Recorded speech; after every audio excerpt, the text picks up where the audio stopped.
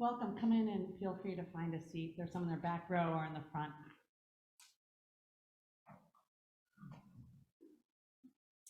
So today we're diving into our fifth principle, the right of conscience and the use of democratic processes within our congregations and society at large. Perfectly timed right after Election Day. But I want to think more about our democracy than just the election. Because as the story that I just told showed, is that it's not just about voting. It's about how we are with one another.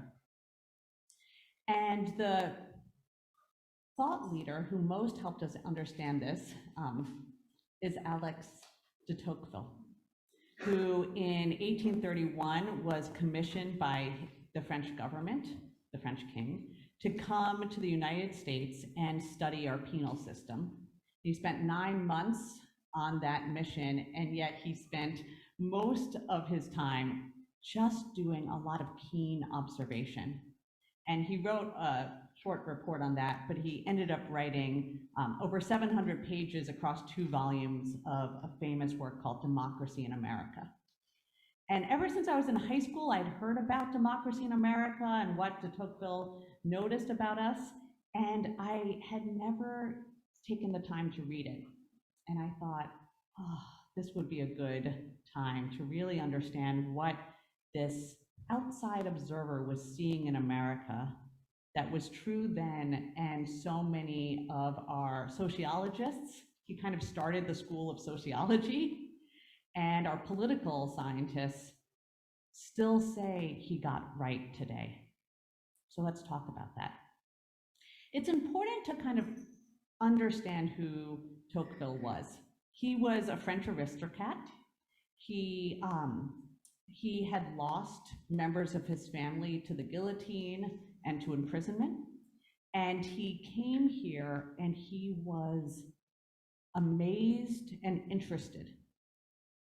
And he began to say, kind of write democracy in America, not so much for Americans, but actually for his fellow Frenchmen. And what he was saying to them was, whether or not you like it, democracy is coming.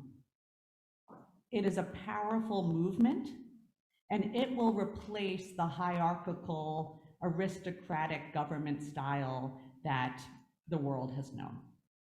And so you might try to resist it, you might not like it, but it's inevitable. And there are real strengths to it, which we'll talk about. But more importantly, he said, there are dangers in democracy as well. And so he was writing to help his readers understand what those dangers were and how they could be mitigated. And so today I want to talk about what are these dangers of democracy, because we've seen some of these dangers emerge in our world. So how can we understand how to mitigate them?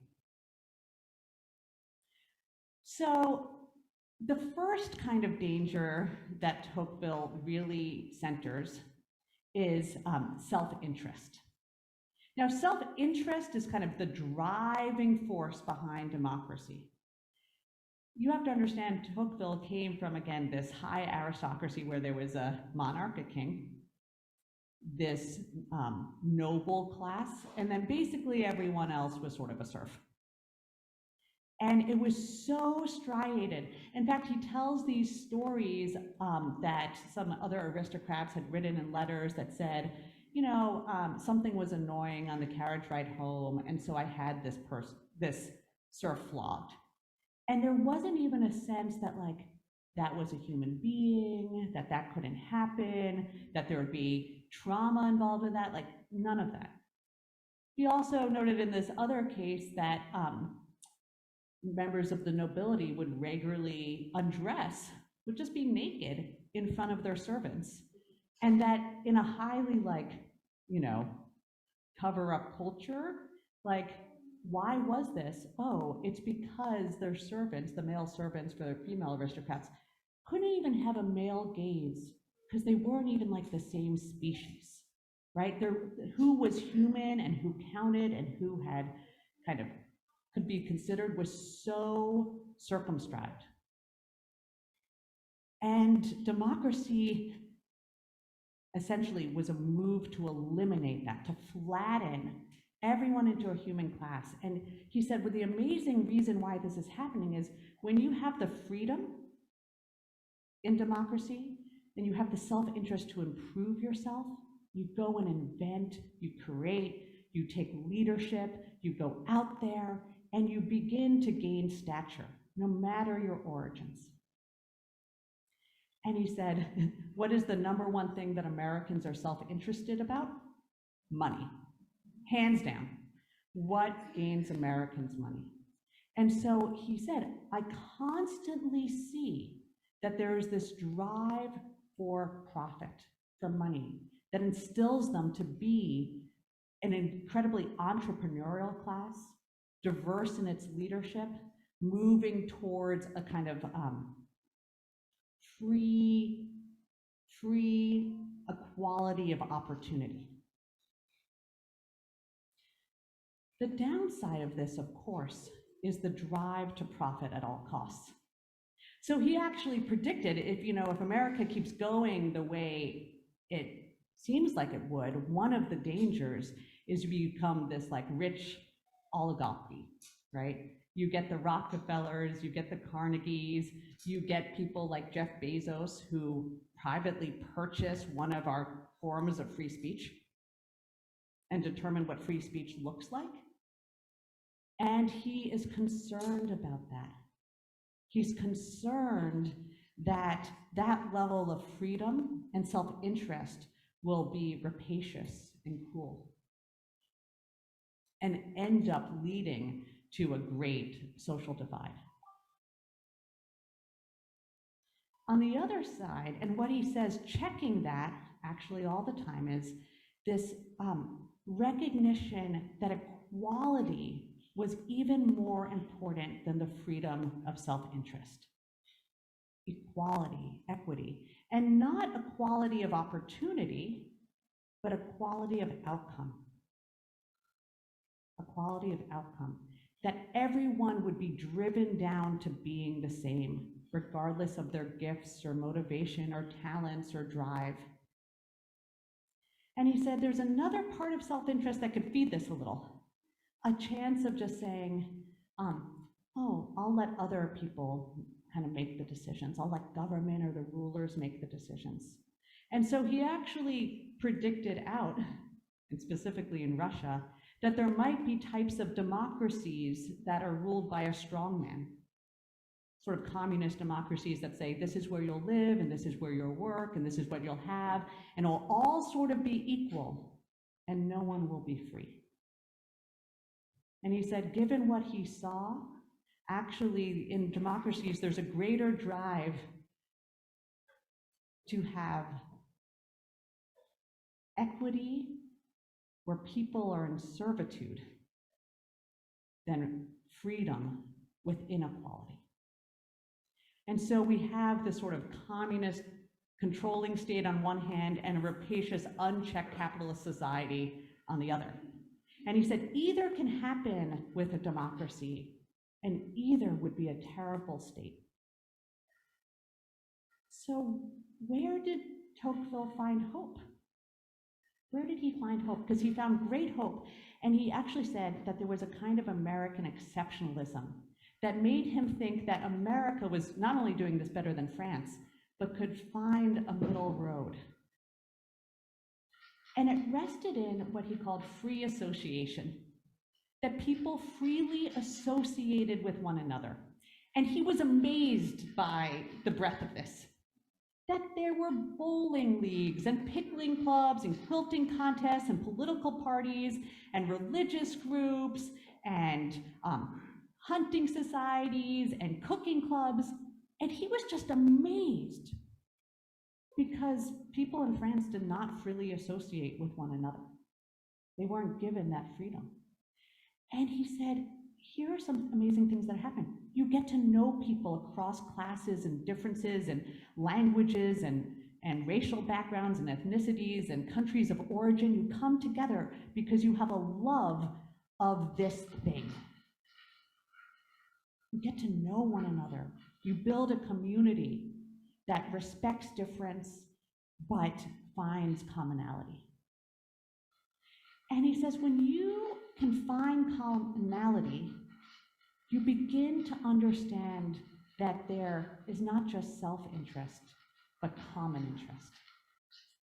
And he also says, when you come together, you build power. Individuals alone don't have the ability to check either the fully capitalist, rapacious state or the kind of communist controlling state. But people organized together can actually play a mitigating role. And he talked about the various different ways that this looks. In fact, the one that he thought was most important was serving on a jury. Because he says when you serve on a jury, you take responsibility for the course of that person's life, whether or not they go free or to prison or have some other penalty. And when you take responsibility for another, when you live for the decisions you make about them, you begin to understand how tied your lives are. But he also recognized that kind of the lower level government, that the mayors and the county commissioners and the people in Congress would help mitigate against a federal power. Just like I know some people from my time in Congress, we would have people who would write into their senator and say, you know, I'm supposed to get a wheelchair from Medicare, but it's like not really coming. And the senator would write a letter to kind of hurry things along, or they're trying to find out about this process or that process. And the kind of middle level government would really help the people navigate a national government. Really important, just like the nobles sometimes help mitigate between the kings and the serfs. But there was another institution that gave him the most hope. And it was churches, but not just any churches. It was the New England Congregational churches. And at that time that he toured, the majority of them by far would have been Unitarian, about 5 out of 6. And he was fascinated. He was fascinated. He goes, I've never seen anything like this before. And he goes, they came out of the Puritan roots. People took ships from across the sea because they were seeking freedom. Freedom from church hierarchies, freedom from political pressure, freedom to worship as they choose, and freedom to govern themselves. And yet, they didn't just seek to be free. They didn't just seek to do whatever they wanted.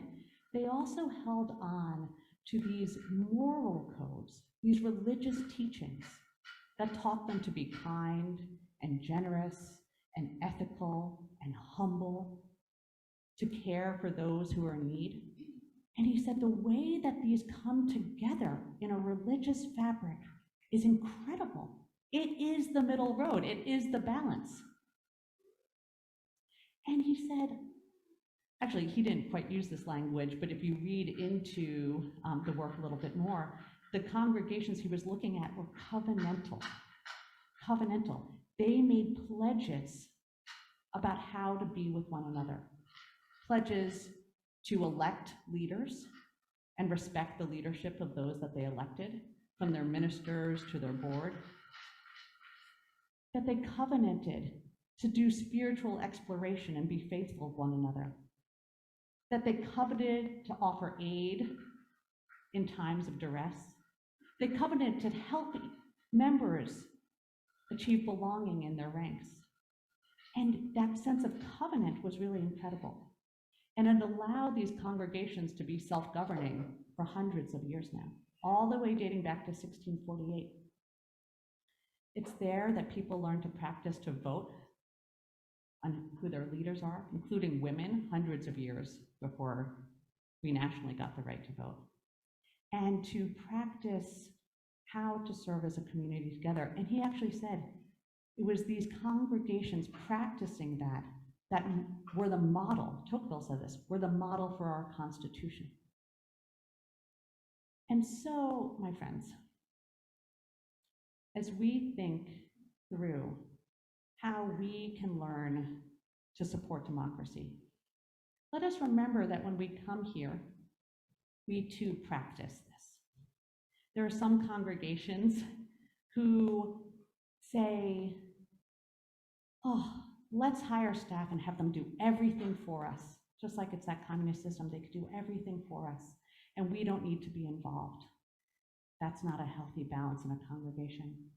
And then there are other congregations who say, I want everything to, there are people there, I want everything to serve me. I don't really like that sermon, or I don't really like that program, or that music's not really for me.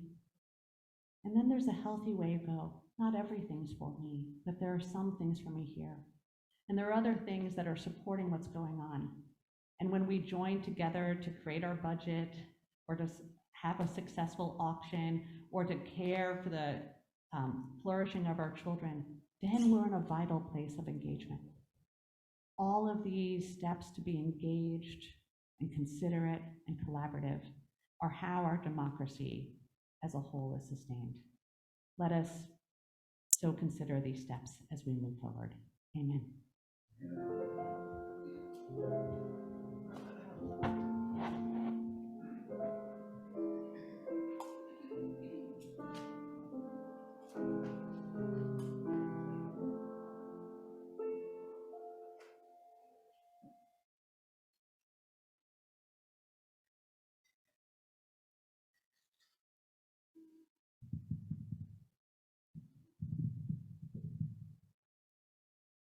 Good morning. I spent many, many years on Capitol Hill working with people having really vastly different visions of our country. I had lots of emotions during all those years, but there were also some times where I found it to be holy work. Holy work.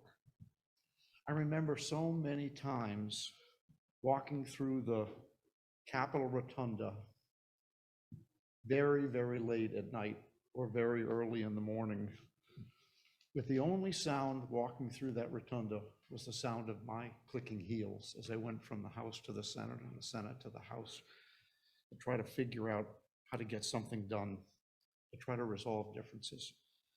And that sound in that space sent chills up and down my spine. Being part of something that's so central to our lives. Now, sometimes the policy outcomes were very painful. I was brought to tears on one occasion, sometimes great. Sometimes one party dominated over the other. Sometimes people on both sides of the aisle came together to try to work to find some common ground. And I learned firsthand about the vital importance of really listening to one another, even Republicans. I learned a lot from them and from each other, and I gained a profound respect for our democratic institutions, even as imperfect as they are. Now, I was crushed, as we all were, by January 6th and the ongoing challenges to our democracy. That temple to democracy had been violated. And the events really touched my faith button. My faith that says, protect democracy, make sure that all voices are heard, and that we strengthen our democratic institutions. And thankfully, it appears that at least a majority of Americans believed that too very recently. That's certainly why Caroline was a poll worker last Tuesday, and why we support UUA's efforts at election integrity. Democracy nationally is essential, but also right here in the sanctuary. Unitarian Universalism, as Reverend Anastasia has said, is anchored in democratic principles. But some of you with long histories at UUCA will remember that we had some real struggles living by those values some years ago. I would say that we rose up collectively. Here at UUCA, we established new institutions to try to strengthen our own democracy and live up to our covenantal commitments to one another. I guess I've been part of most of our church institution building efforts over the years, but have so many of the other people in this room. Just some quick examples. Establishing the new church institution to facilitate more open congregational meetings and strengthening listening to one another rather than talking past one another. Having congregational conversations on important church issues. For example, what are the qualities and the values that we want in our interim minister and our called minister? And how can we use our budget to further our shared ends? And how do we maximize our building? And how do we confront racism and decide on our actions on the 8th principle? Also instituting facilitators to ensure real discussions on controversial congregational meeting issues. Like one that I know of because I was the facilitator was, what does it mean to us to become a sanctuary congregation for immigrants? Another one, establishing the right relations team that we have for meetings to ensure that we engage each other with deep respect and to ensure that we address processes or behavior issues that don't align with our covenant. And just lastly, our board governance systems, now under the heartfelt leadership of Jane Carrigan. They keep widening the circle, consistent with our covenant to one another. So all of these steps, are they perfect? No. But I believe that they are important steps to strengthen our democracy here at UUCA, that it's consistent with our faith. So to close, democracy is strong when we don't just tolerate the views of others, but raise up those views. And recognizing that when we are not consciously and actively moving forward, we're probably creeping backwards. That requires vigilance and trust in the development of each individual conscience and the development and support of institutions that strengthen our democracy in our world, in our state, in our county, in our city, and in our church. This really is a faith question. What practices do we bring to our democracy?